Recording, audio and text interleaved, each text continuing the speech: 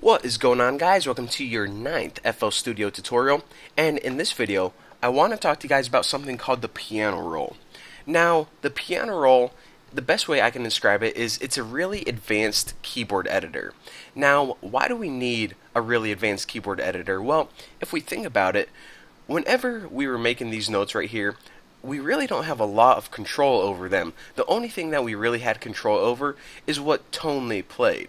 But if we look at this like a regular piano, you notice that there are a couple things that you can't do. First of all, if you play this pattern, Rock me baby, rock me baby. we notice that first of all, we can't control how long each note is held for. So for example, if we want this note to play only one quarter note, it doesn't. It plays until this note hits right here. So that's the first thing we don't have control of, how long each note is held for. Another thing that we can't do, which is huge whenever you're playing an instrument, is we can't play multiple notes at once. For example, if we wanted to play C, E, and G all in this, then we couldn't. Because it's kind of like right now, we're only playing the piano with one finger, but of course we know that's not how instruments really work. So, in order to have full control over every single note, we need to open something called the PianoRoll. Now, in order to access this, just go ahead and right-click this and press Send to PianoRoll.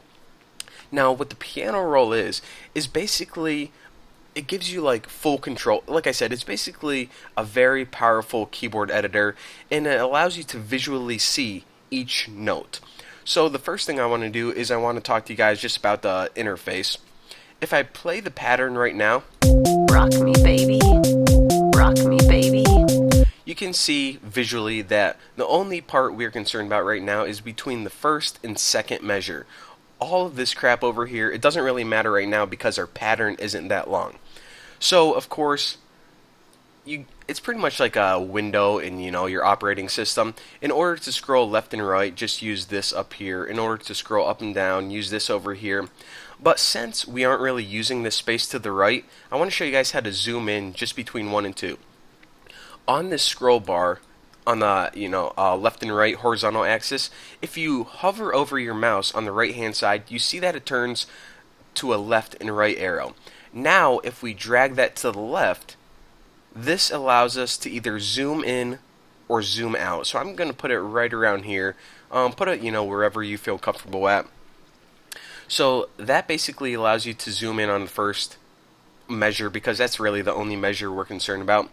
Another thing I want to do is make sure you snap to quarter beats. So this grid right here, how it has pretty much a fourth beat, or your grid size. If you don't see that, for example, if you're at a 6th beat, well, we really don't want that because, well, it's going to make this tutorial kind of confusing. So in order to follow along with me, make sure that each beat has 4 grid spaces on it. So again, if you want to change your grid, this is how you do it, this little drop down menu up here. I'm going to be working with quarter beats for this tutorial. Ugh, gross, got a bunch of freaking phlegm in my throat. Alright. So just like everything in FL Studio, whenever you want to add a note, you left click on the space, and whenever you want to delete it, you right click it. So that's simple enough. That is how you add new notes. Rock me baby, And you can also delete them by right clicking them. Easy enough. rock me baby.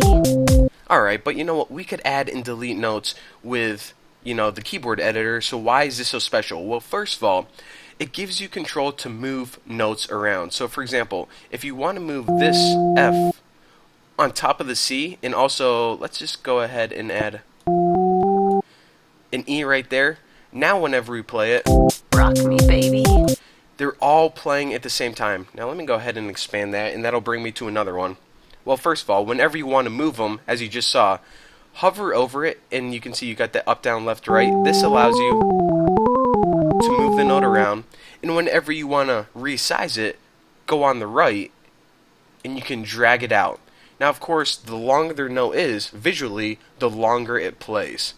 So I'm going to drag these all together, and I'm going to delete this. And what's going to happen now is this plays as a chord right now, just like you have 3 fingers hitting the keyboard. So let's play this. rock me baby, Alright, so that's pretty cool. Now we have control that we can draw, move, resize, and delete each note. Pretty freaking sweet. Now another thing I want to mention is this. Whenever you add a new note, this is one entire beat long or one quarter note long. And if you're like, alright, I actually want to I'm going to be working with a lot of, fourth beats, so how do I change that? Well, whenever you resize a note, for example, again, they're one beat long, and let's go ahead and resize this so it's only a quarter beat long. Now, every note I add is a quarter beat long. So FL Studio basically remembers the last size of the beat you made, and it makes every note after that size. So if you're going to be working with half beats, change the note to half beat, and now I'm drawing half beats. Simple enough. And that's if you're like, alright, every time I draw a note, it's a different freaking length. Why is it doing that? Well, that's why. So, of course, we learned how to overlap notes to make chords. We also learned that we can make single beats by not overlapping them. And the last thing that I want to talk to you guys about is this thing down here. So this down here is the velocity, aka the intensity. So that's another thing that we have control over in the PianoRoll that we didn't when we were just working with the keyboard editor. Just like playing a real piano, you can hit your notes at different amounts of intensity. For example, you can hit it softly, or you can hit the keyboard hard to make it louder. So this is what you visually are seeing down here.